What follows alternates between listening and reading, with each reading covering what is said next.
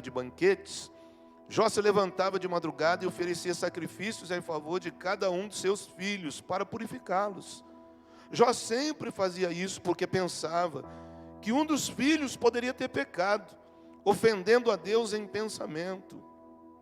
Chegou o dia em que os servidores celestiais vieram apresentar-se diante de Deus, o Senhor. E no meio deles veio também Satanás. O Senhor perguntou: de onde você vem vindo? Satanás respondeu: estive dando uma volta pela terra, passeando por aqui e por ali. Aí o Senhor disse: você notou o meu servo Jó? No mundo inteiro não há ninguém tão bom e honesto como ele. Ele me teme e procura não fazer nada que seja errado. Satanás respondeu: será que não é por interesse próprio que Jó te teme? Tu não deixas que nenhum mal aconteça a ele, sua família e a tudo que ele tem. Apenas abençoas tudo que Jó faz, e no país inteiro ele é o homem que tem mais cabeças de gado. Mas se tirares tudo o que é dele, verás que ele te amaldiçoará sem nenhum respeito. O Senhor disse a Satanás: pois bem, faça o que quiser com tudo o que Jó tem, mas não faça nenhum mal a ele mesmo. Então Satanás saiu da presença do Senhor. Amém? Irmãos, a Bíblia é o livro mais completo que tem. A Bíblia é o melhor livro que existe na face da terra. Porque a Bíblia não esconde nada, né? A Bíblia conta os dois lados da moeda. A Bíblia mostra Davi um coração segundo Deus, mas mostra Davi um homem homicida, um homem adúltero, um homem que erra. Então a Bíblia não mostra uma parte só da história. A Bíblia, ela mostra a guerra e ela mostra a paz. A Bíblia mostra o céu e mostra o inferno. Então a Bíblia é um livro confiável. E eu amo a Bíblia porque realmente quando nós começamos a ler e a entender, nós começamos a saber como nós devemos andar.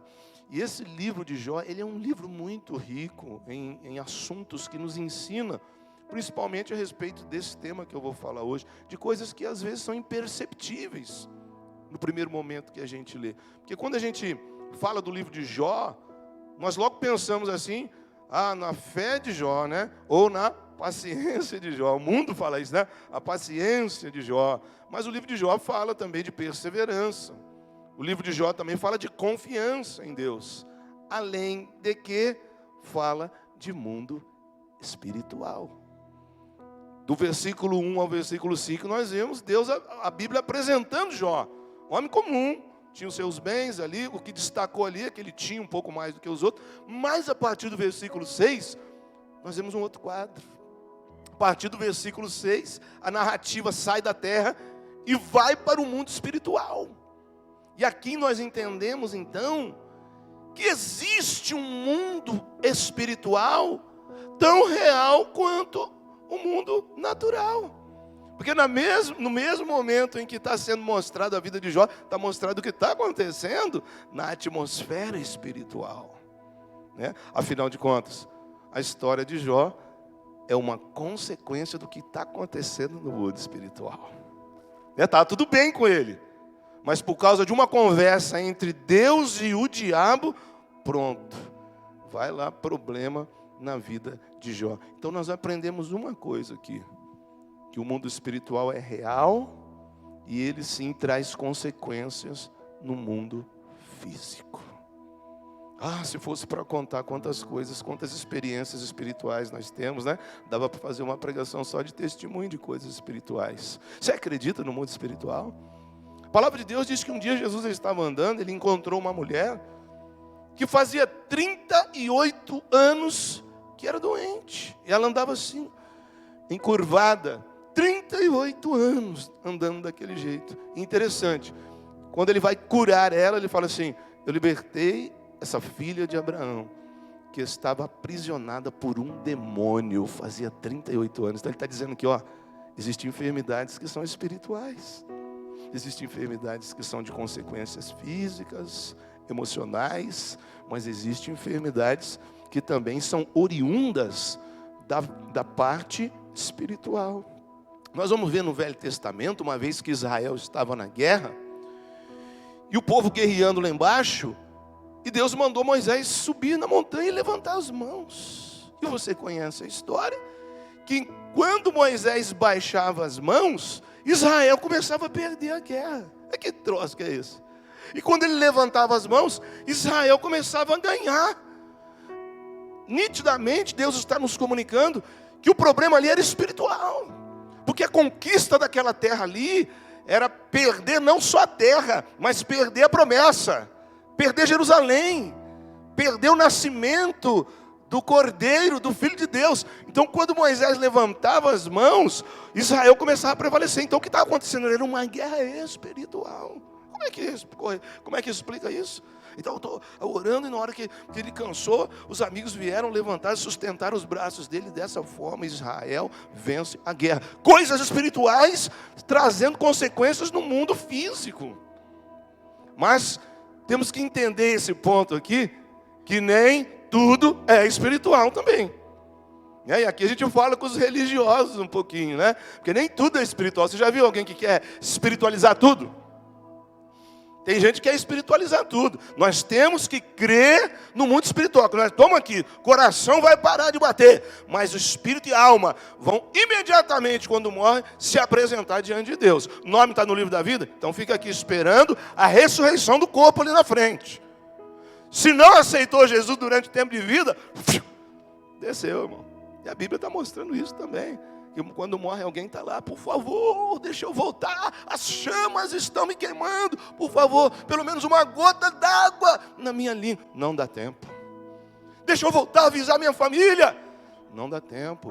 Deixa eu lá, me dá uma... Não dá tempo. Eles têm a DAC, eles têm a presbiteriana, eles têm a bola de neve, eles têm a batista, eles têm os pastores, eles têm 51 líderes formados onde eles têm que confiar no que eu estou fazendo na terra. Deus fala isso. Eles têm os profetas, a lei, eles têm os pregadores. Essa é a forma. Então o mundo espiritual se manifestando no mundo físico. A gente não pode espiritualizar tudo. E tem gente que acaba perdendo a visão e perdendo o ensinamento, e acaba cambaleando e até travando e caindo na presença de Deus, porque às vezes quer espiritualizar tudo. Nós temos que crer no mundo espiritual, mas nem tudo é espiritual. Tinha um irmão uma vez, que ele ganhou uma herança de R$1 milhão, assim, muito tempo atrás lá, e era muito dinheiro na época. Ele tinha 70 anos de idade, não tinha nada. Então ele ganhou uma herança de terra, de uma região que ele morava, que nem ele sabia, ele ganhou R$1 milhão. Então o que ele vai fazer? Primeira coisa, comprar uma casa e comprar um carro. Né? Igual alguns crentes, ele primeiro compra o carro, depois quer tirar a carta. Ele tinha 71 anos. E aí ele vai tirar a carta, ele não tinha estudo. E vai na primeira vez, e claro que não vai, nunca tinha dirigido na vida, só bicicleta a vida inteira. Então ele reprova. Aí ele chega no pastor e conta: a pastora está aqui, eu vou dizimar e tudo, tal. Mas ora por mim, pastor, para eu conseguir tirar a carta. Né? O pastor falou: olha, tudo bem, né? Eu vou orar, sim, Deus pode tirar o teu medo e tal. Mas é uma coisa que você tem que treinar. Não, não. Se o senhor orar, eu vou passar. Aí o pastor falou: tudo bem, você crê, eu creio, vou lá, põe a mão na cabeça, e orou, vai lá, vai ganhar, vai passar no exame da habilitação, em nome de Jesus. Foi lá, bomba nele. Reprovou, claro, né? Aí ele chegou lá e falou: pastor, o pastor não tem muita unção, não vou pedir para ele orar, não. Daí ele via alguém assim, às vezes na igreja, entregar alguma profecia, ele já corria lá: esse irmão tem unção, né, irmão? Ora por mim que eu vou tirar a carta de novo lá. Aí pedi oração aqui, ó, foi indo 3 vezes, 4 vezes, 5 vezes. Um dia falaram para ele que a reunião do círculo de oração lá, o fogo caía, lá aquelas irmãzinhas ficavam rodando, tinha uma caixa lá que colocava pedido de oração também. Ele correu lá também, né? Entrou no meio da roda do círculo de oração: ora por mim, todo mundo, ora por mim, porque eu vou tirar a carta, eu confio que vocês orar, eu vou tirar a carta. Oraram por ele, a irmãzinha profetizou, aquele cabelinho de coque, profetizou, vai tirar a carta, vai lá e pá, bomba de novo. Se ele ouvisse que abriu uma igreja em tal lugar, que tinha alguém revelando tudo, alguém que entregava a profecia, ele corria lá. Aí na última tacada ele já tinha pedido oração para todo mundo. Falou: pastor, eu estou vendo que o senhor tem um óleo ali. Se eu jogar esse óleo na minha cabeça, Porque eu li na Bíblia que é uma unção que vem. Deus vai me dar uma unção, eu vou passar. O pastor derramou 1 litro de óleo na cabeça dele e falou, vai lá, você vai passar. E ele não passou. Ele fez 20 vezes o curso para poder pegar a cara. Ele já estava chegando, ele já era conhecido de todas as autoescolas da cidade onde ele morava lá, né? Falando, lá vem meu irmão lá. Por quê? Porque ele queria espiritualizar uma coisa que o pastor falou, meu, vai lá e faz 50 aulas lá. Vai lá e termina, pega o seu diplominha aí, para você aprender a ler, escrever bonitinho, você vai passando, cara. Aí lá no fundo, depois que ele esgotou todo o tipo de poder espiritual que ele pensava que ia mover naquilo, ele foi lá, só treinou, passou e tirou a carta dele. Então nós não podemos espiritualizar outras coisas. Até lembrei de outro, né? Teve um irmão que foi jejuar e queimou a batedeira na casa dele. Ele estava jejuando e falou, também vamos aproveitar para fazer oração no monte. Aí ele subiu no monte e levou a batedeira debaixo da... Mas, irmão, o que queimou? Vamos orar aqui no monte. Porque a minha mulher precisa da batedeira. Porque a minha mulher precisa fazer bolo. Então nós vamos aproveitar e orar nessa batedeira que ela vai... Sabe, gente, talvez você já tenha visto alguém assim. Então nós não podemos espiritualizar todas as coisas. Mas também não podemos desacreditar no mundo espiritual. Tem um meio termo. E o livro de Jó, ele é um livro muito espiritual. Que ele traz uma história de uma conversa entre Deus e o diabo. Mas hoje, eu não quero falar da paciência de Jó. Eu não quero falar da fé de Jó. Eu não quero falar da perseverança de Jó. Mas eu quero falar de outra coisa que passa imperceptível. E eu estou podendo ministrar isso aqui por causa de uma revelação de Deus.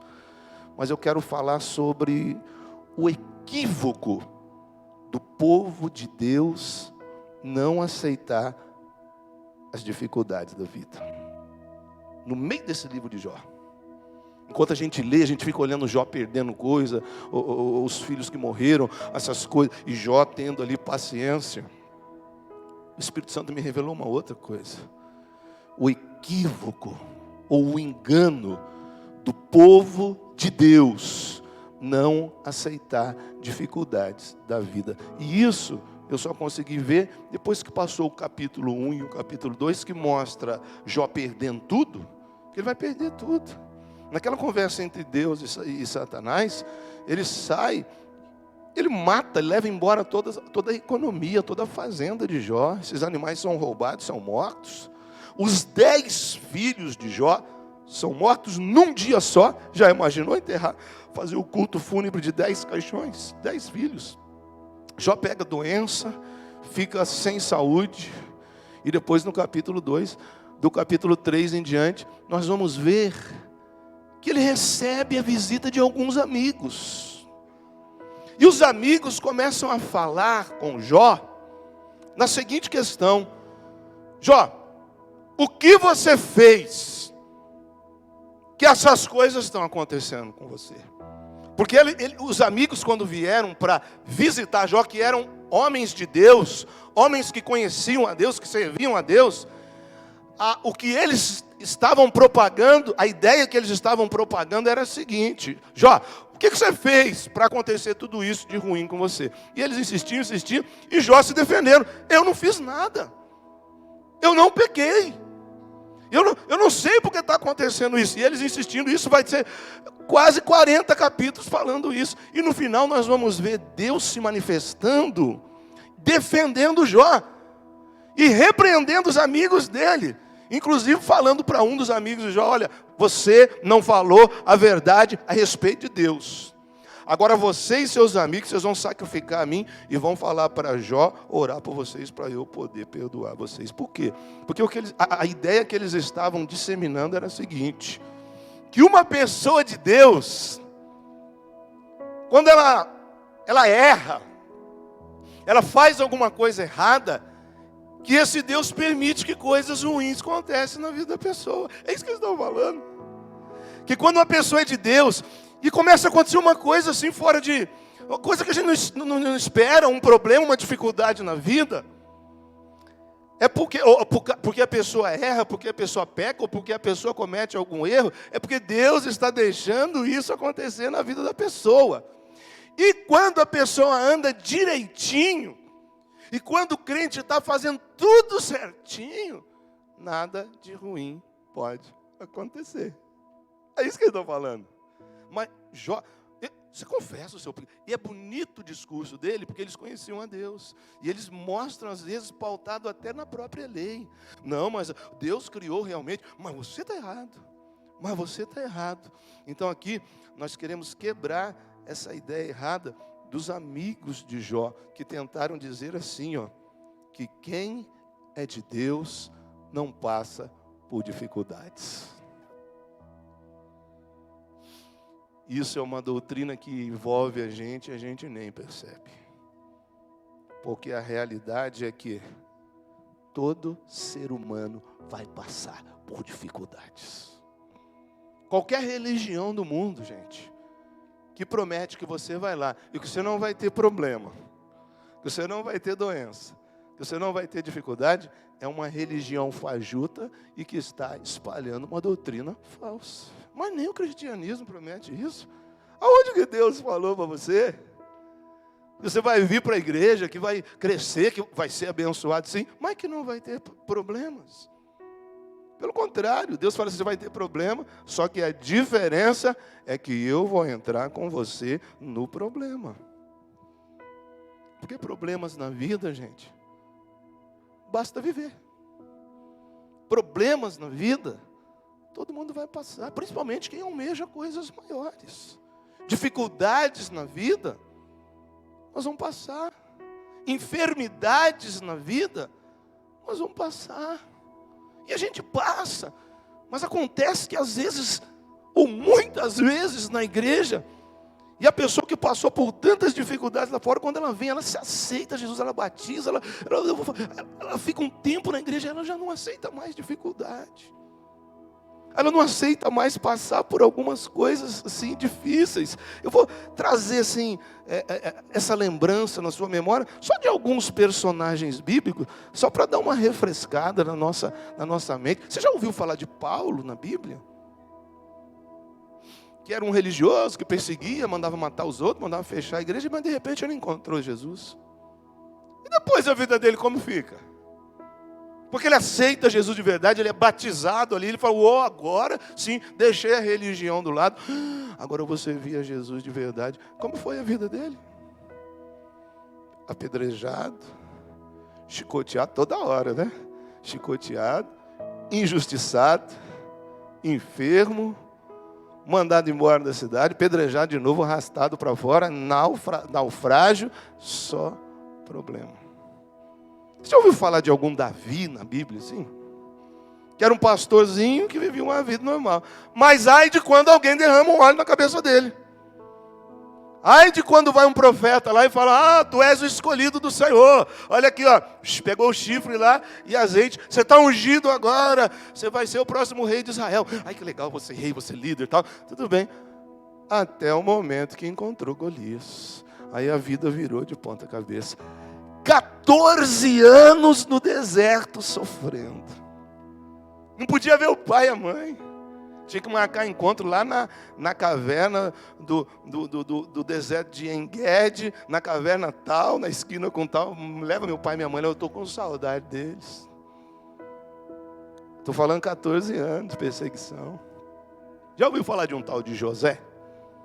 Que a gente conta, né? Que foi o homem que socorreu o povo. O que aconteceu antes? Que a vida era normal, até ele falar que estava conhecendo a Deus. Até ele começar a contar, eu estou tendo umas visões de Deus, rapaz. Deus está queimando meu coração, que eu vou ser um líder, que eu vou... Pronto. 13 anos preso. 13 anos no calabouço. 13 anos humilhado. Eu poderia esticar essa lista até tarde. Já ouviu falar de um tal de Daniel? Crente, né? Crente fora da terra dele, crente lá na Babilônia. Jogaram ele dentro da cova do leão. Sabe por quê? Orava 3 vezes por dia. Vamos refrescar a nossa mente e vamos entender o que é servir ao reino. Agora me mostra um desses, que no final não foram honrados por Deus. Na verdade, muitas vezes nós temos que parar, calcular, ver se é isso mesmo que nós queremos e entender o propósito que nos traz aqui. Entender que agora não é questão só de descer as águas ali na praia e receber um certificado. Que na realidade do mundo espiritual, quando a gente desce ali, a gente está dizendo: Senhor, pode vestir a armadura em mim, que a partir desse momento eu estou salvo. Então eu vou pegar uma espada espiritual, um escudo espiritual, e o Senhor vai me revestir com a tua armadura, porque a partir de agora eu sou um soldado do exército de Cristo. Então o primeiro ponto que eu vejo aqui, para certos cristãos que não querem passar por dificuldade, porque agora eles aceitaram Jesus, eles acham que não pode passar nenhum perrengue. Primeira coisa é você entender o propósito, cara. O propósito que esse mundo jaz no maligno. Que as dificuldades vão nos cercar. A promessa de Deus é te livrar de todas. A promessa de Deus é de estar com você. A promessa de Deus é de enviar um anjo 24 horas guardando a nossa vida. Mas Ele nunca prometeu que não passaríamos por dificuldades. E nós estamos passando por um momento em todas as igrejas que as pessoas estão desistindo. Porque alguma coisa na vida não está dando certo. E desistir para voltar naquela vida medíocre que nós vivíamos sem Cristo. Então que o Espírito de Deus possa abrir os teus olhos e você entender o real propósito. A única esperança para o mundo é a igreja de Cristo. Porque esse mundo jaz no maligno, ele está na mão, entre aspas, ele está na mão do diabo. Vai acontecer coisa ruim toda hora, gente. Olha lá os Estados Unidos, toda hora. A potestade dos Estados Unidos sempre foi uma pessoa que pega um rifle, que pega uma metralhadora e entra numa escola, que entra num shopping, entra para matar toda a vida isso. Mas parece que agora está acelerado. Toda semana é triste. E as crianças morrendo, e os inocentes morrendo. E aí a gente vem aqui para o Brasil, é a chuva ali no Nordeste que matou. Mas o que nós vamos fazer? Isso faz parte da vida. Já não foi isso que Jesus falou há 2000 anos atrás? Quando os homens de Deus estavam sacrificando a Deus, e Pilatos vai lá e mata eles. Os apóstolos falaram: Senhor, por que aconteceu isso com esses homens bons? E Jesus fala assim: você acha que o fato deles serem bons, se eles serem de Deus ou não, não. E aqueles 18 que morreram quando a torre lá no bairro de Siloé caiu, matou 18. Vocês estão achando que porque eles eram bons ou fizeram algo de ruim? Não. Aconteceu porque é coisa da vida. O que importa para Deus é a forma que você está quando a morte chegar. O que importa para Deus e para nós é não que vai ter morte ou não, porque vai ter. Mas como está a nossa vida na hora que a morte bater na nossa porta. O teu nome está no livro da vida, glória a Deus. O teu nome não está no livro da vida, então daqui a 10 minutos eu vou dar uma oportunidade para você sair desse culto com o nome no livro da vida. Porque é isso que importa. Porque dificuldade nós sempre vamos ter. E nesse mundo, sempre, orando a igreja ou não, sempre vai existir mais o mal do que o bem. Segunda coisa, isso é uma estratégia do diabo, gente. Olha o que diz o versículo 5. Quando terminava uma rodada de banquetes, Jó se levantava de madrugada e oferecia sacrifícios em favor de cada um de seus filhos, para purificá-los. Jó sempre fazia isso porque pensava que um dos filhos poderia ter pecado, ofendendo a Deus em pensamento. Olha a estratégia do diabo. Então ele está vendo. Eu comecei essa ministração mostrando os dois mundos para você. Que a primeira coisa que Deus fala para o diabo: você está vendo lá o meu servo Jó? Você está vendo a minha igreja? Tem aquele lá, aquele fulano lá, ciclano. São crentes de verdade. Que Satanás diz: não, estou vendo, eu sei, conheço a vida dele. Então, é uma estratégia do diabo. Quando ele está vendo Jó fazer tudo isso daí, Jó é um cara família, meu. Ele deixa os filhos lá banquetear, deve tomar uma cachaçinha embaixo do pano lá, e o Jó não é bobo. Ele está indo lá correndo, Deus, ajuda aí, meu Deus, por favor, não deixa nada acontecer, não. Então, qual a estratégia do diabo? O cara é totalmente familiar. A pessoa é totalmente envolvida com a família. A pessoa é emocionalmente sensível à família. Aonde que o diabo vai mexer? O cara vai matar os filhos dele. Então o diabo está vendo. A pessoa está na igreja, é crente, mas é totalmente materialista. Dinheirista. A estratégia. Onde que o diabo vai mexer? Ele não precisa mexer na família, porque não vai tocar a vida dessa pessoa. Ele vai mexer justamente nessa área, onde nós somos mais sensíveis, ou nós somos mais fracos, a ponto de passar por um problema e dizer assim: eu desisto de ser crente agora, porque eu não podia perder esse emprego. Eu desisto de ser crente agora, porque o meu filho não podia pegar Covid. Eu desisto de ser crente agora, porque eu não podia pegar essa gripe agora. Eu desisto de ser crente, porque eu não estou aceitando ser provado na minha fé. E a estratégia do diabo hoje, gente, ela deu uma pequena mudada. Porque o diabo não está matando o filho. O diabo nem está precisando trazer doenças. Pelo contrário, né? Ele perdeu na pandemia, em nome de Jesus, nós vencemos, né? Mas o diabo ele não parou de atuar. Ele não precisa matar, até porque Deus não deixa. Mas ele somente deixa que a própria vida faça o serviço dela. Porque problemas, doença, dificuldade, não precisa do diabo.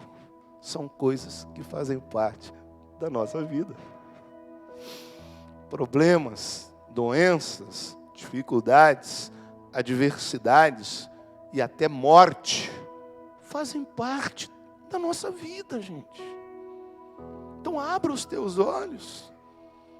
Deus não vai deixar algumas coisas acontecer, mas muitas dessas coisas nós vamos ter que passar.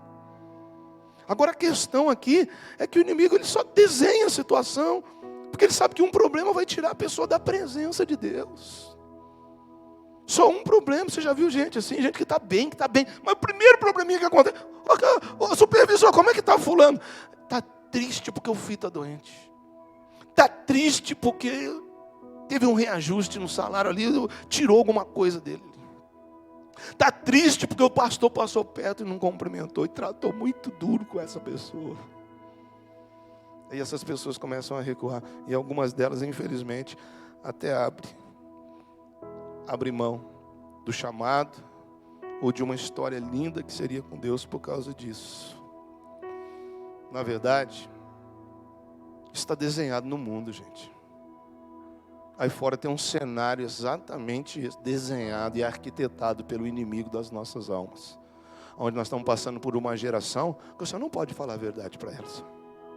Fala com a Michele que falou aqui, ela é professora, e ela falou assim para um aluno dela: vai com Deus. Só isso, Michele. Vai com Deus.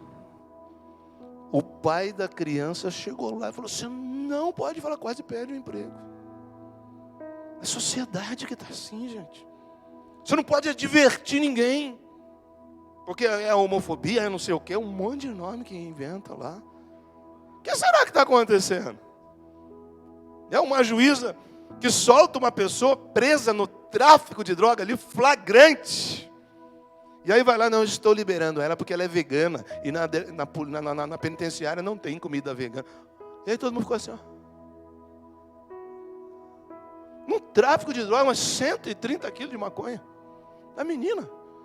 A advogada fez isso aí, já está presa, um flagrante ali, pegou e falou: olha, ela pode morrer, porque não tem comida vegana lá. E a juíza soltou. Ou então o outro fato aqui em São Paulo, que um casal entra numa loja para comprar e tinha ali um homossexual atendendo, e ele pegou e falou assim: ah, não, é só isso, querido. Só... Ele falou assim: o que você falou? Você me chamou de querido? Não, eu sou querida.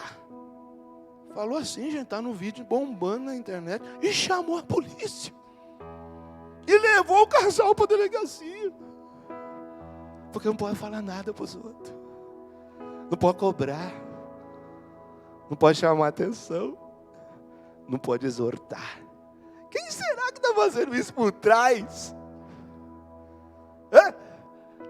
Propósito ou interesse? Se for interesse, eu sei qual é o papel. A gente abandona tudo porque nós só estamos interessados na bênção. Sim. Só que essas coisas não podem entrar aqui. Porque o papel do diabo é fazer isso aqui entrar dentro da igreja. Porque lá fora já está tomado. Porque se entrar aqui dentro da igreja e a gente tem que chamar a atenção de alguém, pronto, abriu mão. E aí acabou a oportunidade do mundo ser salvo. Abre os teus olhos, cara. Por que estão te chamando a atenção? Para melhorar? Para provocar e desafiar você a ser alguém em Deus? Se a própria Bíblia está dizendo que a nossa fé ela aumenta como o ouro purificado no fogo.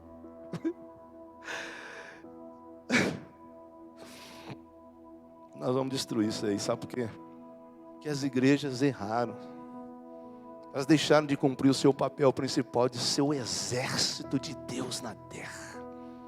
E começaram assim imperceptivelmente a se tornar bonequinhos de pelúcia intocáveis. Um monte de gente que entrou dentro da igreja atrás de uma bencinho e a primeira coisa que não acontecia vazava. Isso aí não é igreja, esse tipo de gente não vai no céu. O que Deus requer de nós é muito mais. Você quer que eu fale a história dos heróis da fé? Não vai dar tempo de entrar lá. Gente que quis ser morto por amor a Cristo. Ou quando fundou a igreja, gente que gostava de tomar chicotada nas costas e saía gritando de alegria e reunia a igreja para orar, porque estavam felizes por padecer por Cristo. Isso é igreja, cara. Isso é igreja. Isso é o reino. O papel é só esse? É claro que não. Deus tem abençoado todo dia, todo mundo está chegando na igreja que é chavinha de carro todo culto. Agora, a outra parte também faz parte. Cair de bicicleta, né, Grazi? Faz parte, ué. Pastor, olha por mim, eu caí de bicicleta. Graças a Deus você tem uma bicicleta. Ao ponto que nós chegamos, gente. Não posso nada acontecer comigo. Sabe por quê? Quem que está falando isso? As igrejas erraram. E aí as igrejas, quando ficavam sabendo que tinha um crente que estava um pouquinho afastado, porque o pastor tirou a chupetinha dele, ele ficou dodói. Aí eles vão lá. E vão lá para querer saber. Em vez de falar algumas verdades para a pessoa, porque às vezes é um presbítero, alguém que já tem somente 219 anos de igreja. A pessoa passa a mão na cabeça e leva esse B.O. para a igreja dele. É só ter o próximo problema. Então eu acho melhor a gente aceitar o remédio ruim que cura, do que a gente perder a caminhada lá no final. As igrejas erraram. Você já viu isso aqui que eu vou falar? As igrejas iam visitar crente que estava um pouquinho assim, afastadinho do culto. E eles queriam fazer uma investigação para saber o porquê que aquele negócio estava acontecendo. Quando alguém perde um emprego, quando alguém está doente, tudo quer saber. Eu já vi crente entrar aqui assim na igreja, na casa dos outros, assim, ó, tira aquele quadro lá, irmão, tira aquele quadro lá, porque esse é o motivo da maldição estar nessa casa. Fica assim, né? Você já fez isso também, né, Amanda? E chega, né? Porque olha, Solange, eu estou vendo que você amarrou o cabelo ou colocou um brinco diferente a mais, você fez um furo a mais na tua orelha, então o motivo dessa desgraça está acontecendo na sua... Gente, é assim, isso é um erro, sabe por quê? E Deus está chamando a atenção desse povo aqui, falou, vocês erraram porque disseminaram uma doutrina falsa, que não é do meu reino, é do outro lado, porque o meu povo é o povo mais forte da terra. Se é para nadar na benção, eles vão nadar na benção.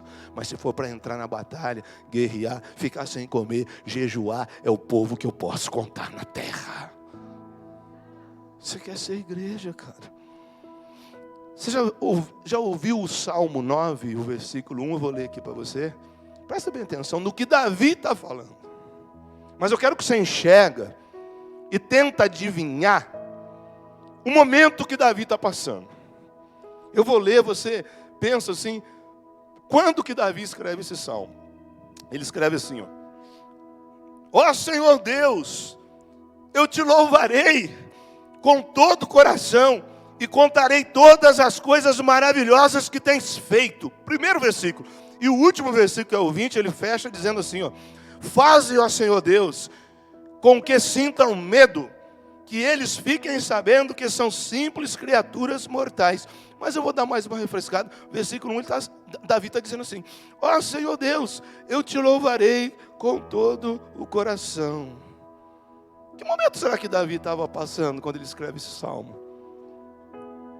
Na guerra? Mas ele está adorando a Deus. Ó Senhor Deus, eu te louvarei de todo o meu coração e contarei as tuas maravilhas a todos os povos. Parece até que ele está dentro da igreja, né? Sabe o que está acontecendo quando Davi faz isso aqui? Quando o filho dele morre.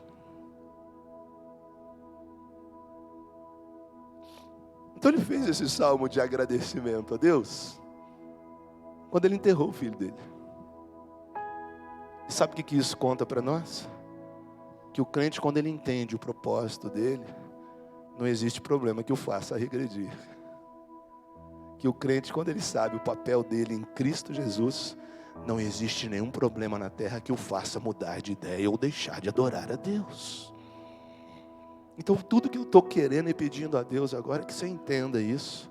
E que você seja o maior desbravador de problemas aqui. E se sinta forte, porque Deus é contigo. Tem gente que não vai conseguir conquistar coisas na vida porque não aceita. Igual o Jó falou, eu recebi o bem de Deus, eu não vou querer o mal. Esse mundo jaz no maligno. Sabe, gente, eu estou falando de coisa que eu vivo. No segundo semestre do ano de 2013, por volta de 5 horas da tarde, eu recebi talvez o pior telefonema da minha vida. Recebi o telefonema de um tio meu lá de Ourinhos, o pessoal deve estar assistindo lá em Ourinhos. De um tio meu. E ele já falou assim na lata, Ronaldo, a tua mãe acabou de falecer. E eu estava dirigindo o carro, eu encostei o carro e respirei bem forte. Era uma quinta-feira. Ela já vinha 5 meses lutando contra uma enfermidade. Mas a gente sempre acredita numa cura, né? A gente sempre acredita que algo vai acontecer. E aí quando tocou o telefone eu vi que era de lá. Poxa vida, me dá estrutura agora, Deus. E aí, na lata assim. E era uma quinta-feira e eu tinha culto aquele dia. Daí eu pensei, poxa, eu vou pegar esse carro agora com essa cabeça quente, colocar a família e vou dirigir até o interior. Eu falei, não, eu vou para a igreja. E vou fazer o melhor culto da minha vida. Fui lá na igreja, dirigi o culto e preguei uma mensagem linda, maravilhosa. No final do culto eu falei, eu queria que a igreja orasse por mim agora, porque daqui a pouco eu vou dormir um pouquinho e vou fazer uma viagem de 600 quilômetros, porque eu preciso fazer o culto fúnebre da minha mãe. A igreja fez assim. Algumas pessoas nem entenderam, né? Falaram, não tem amor? Eu falei, não, sim, eu tenho. É que não adianta. Eu sei que uma hora ou outra vai acontecer. E eu tenho uma estrutura de preparação para qualquer coisa que aconteça. Porque eu entendi o propósito que eu tenho em Cristo Jesus. Eu dirigi assim, aí eu desembestei chorar mesmo. Chorei 5 horas direto. Assim. Aí, tão logo chegou, meu irmão deve estar no culto aí. Já cheguei lá, o Márcio já estava lá. E veio a mãe no caixão. Aí eu peguei a Bíblia, engoli o choro, abri a Bíblia e fiz o culto fúnebre da minha mãe e levamos o caixão lá. Poxa, que momento terrível, gente, que não sai da minha mente.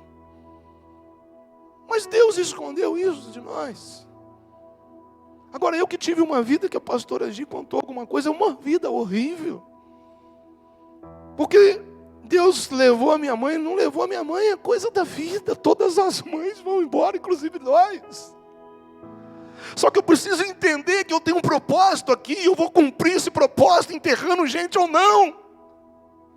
Tendo dificuldade ou não. O que eu não vou é dar honra para o inimigo das nossas almas, porque olha o que ele diz. Porque nós pensamos assim, né? Eu entreguei minha vida para Deus, agora nada de ruim vai acontecer. Eu entreguei minha vida para Deus, agora eu vou ser muito próspero, eu vou ter muita saúde, nada vai me atingir. E se caso atingir, Deus não está fazendo o papel dele, então eu desisto de servi-lo. A gente pensa assim. E quando nós pensamos assim, sabe para quem nós estamos dando honra? Eu vou ajudar você. A fala do diabo é essa, no versículo 8. Olha o que o diabo fala para Deus. Satanás respondeu: será que não é por interesse próprio, que Jó te teme? Ele está dizendo assim, será que o fulano não está aí na igreja só porque o senhor dá coisa para ele? Será que essa igreja não está cheia porque você está abençoando? Quem está falando isso é o diabo.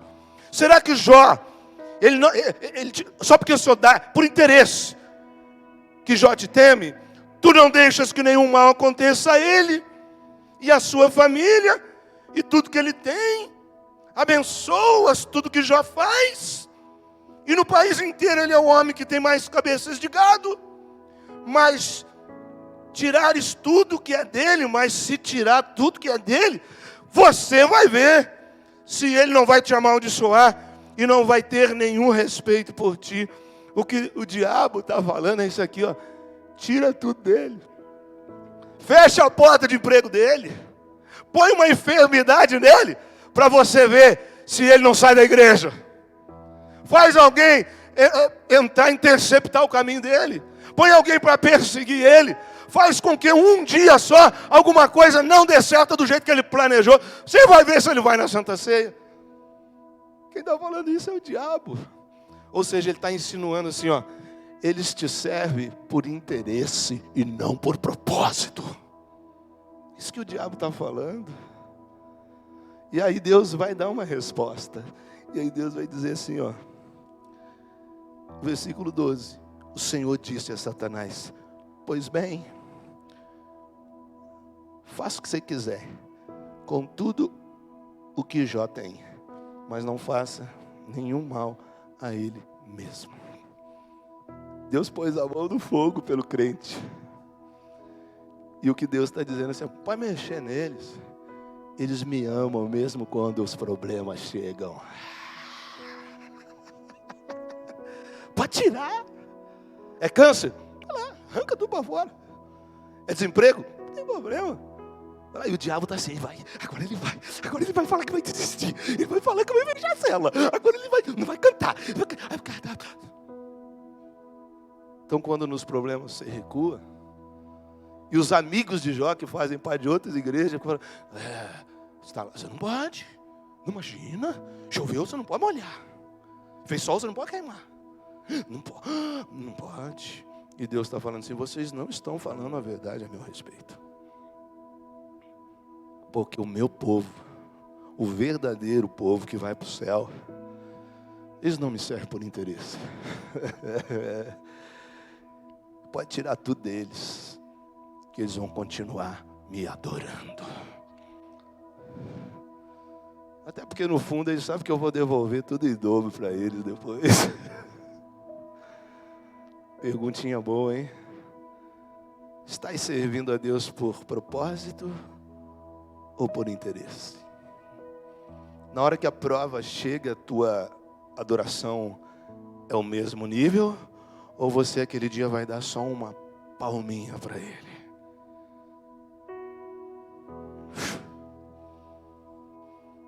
Por interesse ou por propósito? Cuidado para não culpar a Deus por coisas que são naturais da vida. Eu brincava lá na igreja do Tinga, era pertinho do cemitério a igreja. Eu falava, mano, não quer problema, pula o muro e se enterra ali, porque para ter problema basta ter uma vida. Deixa eu dizer uma coisa, querido, e vamos ensinar, pode posicionar aí.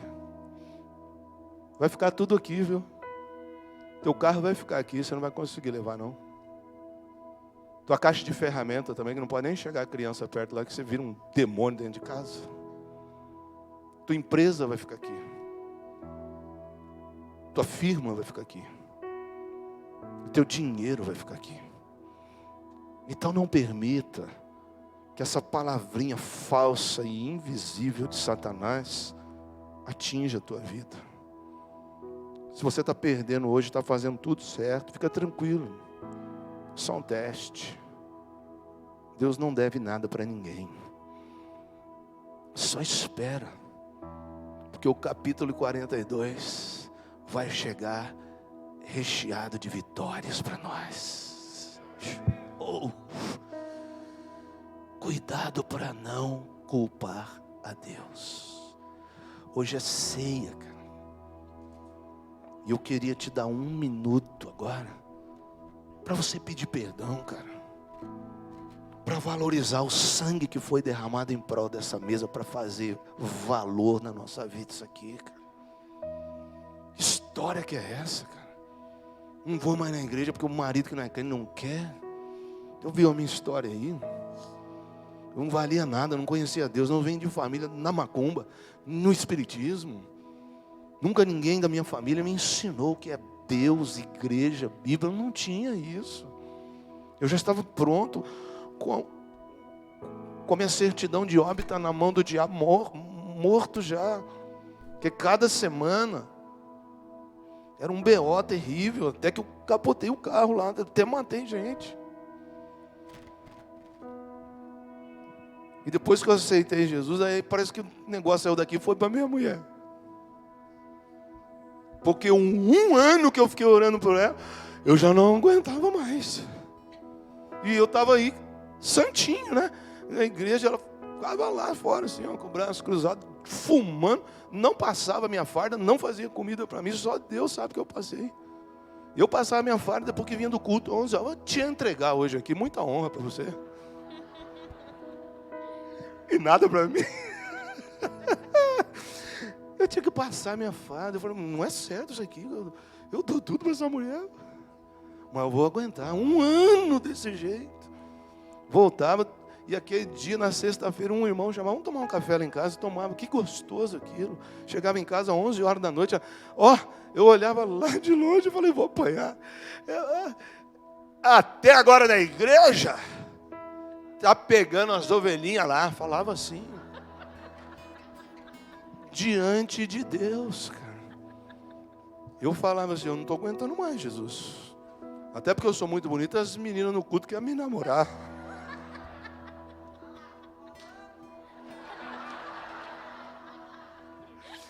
E aí, as meninas falavam, vamos pro monte hoje. Eu estou fora aqui, nada.